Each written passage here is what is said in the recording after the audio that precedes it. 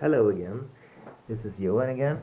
I'd like to give you an update on the Seax project. I've changed the handle here. So this is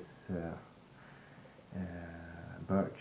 As you can see here, it's curly birch. We call it curly birch. There are probably other names for it. Anyway, the patterns will emerge better here if I use some special chemicals or maybe certain oils on it when it's done. But you can see here this sort of almost flame-like, almost three-dimensional design here is actually from the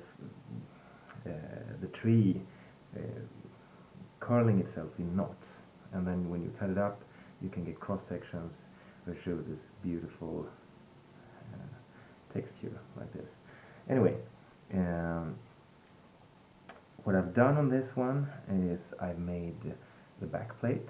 This back plate has a ring, it's a pull ring, and I made this in brass. It should actually be bronze, but I made it as close to the originals as possible.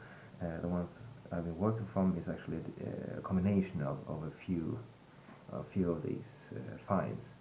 I'll show you the photos of the finds in just a second. Anyway, you can see here, this is what it looks like up front, like this. It's got a ring here, and this loops around, and you've got a little pin through it on this side that holds it together.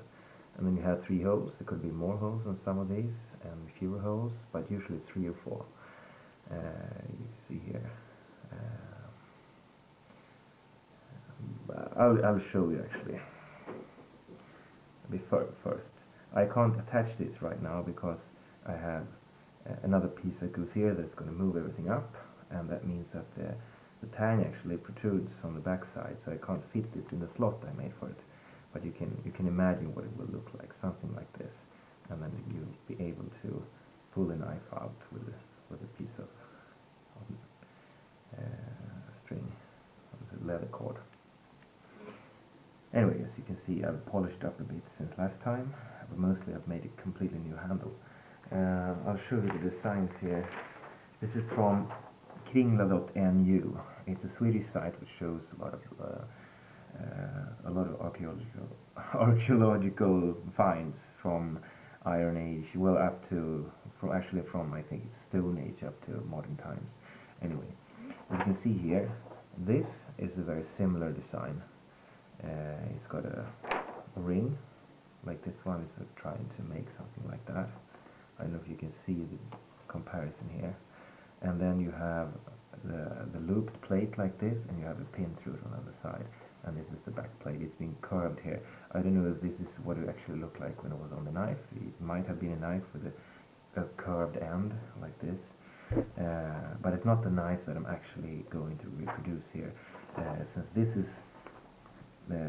is actually from a German find and not from a Scandinavian find, it doesn't really matter. I'm just going to make something that looks like the same age, but a similar culture. Anyway, this, I don't know if you can see it, but if I do like that, okay, this is part of a sheath for a Seax knife from, I think it's from Adelsö or from Birka. And we have some other ones. There's another one. Here you can see similar pull ring, and this piece here, like these and that, and the rest is missing. But you can see here it had a hole through here to hold it in place. You can see these little ribs. I tried to recreate those little ribs on here. I'll hold it up again. Hopefully you can see that better here. And you can see also why I made the whole series for spikes or nails. You can see a similar design here. Nails. This is 4 nails in this case, and probably the tang going through and being hammered out here. But it could also be base for a pull ring. It depends.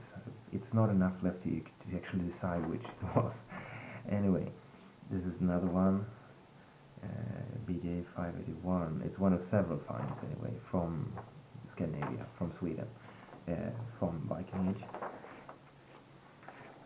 Here we have another knife. This is what I'm going to base the sheath for this one on, or mostly. Many of these plates you can see here are actually, there are remains of them, so you can see how they work, you can see the internals here, how everything was fastened. It's got 3 rings, one is missing here, and the triangular cross section, like I showed before. This is triangular cross section, but it's not the same knife exactly. This should be longer and a little thinner. Anyway, I'm not going to go on about that, but I'm going to make these sweet little clamps. They're basically the same thing as this, but around the edge of the scabbard here, or the seat. Anyway, so I need to make some more parts. I made this from scratch. This is all handmade, from brass. It should be bronze, but it's brass. At least it's a similar color that arsenic bronze would have. It's not red like most modern bronzes. You see a more reddish tone to them, and they could be like that historically as well. But the most common one was arsenic bronze, and that is more yellow.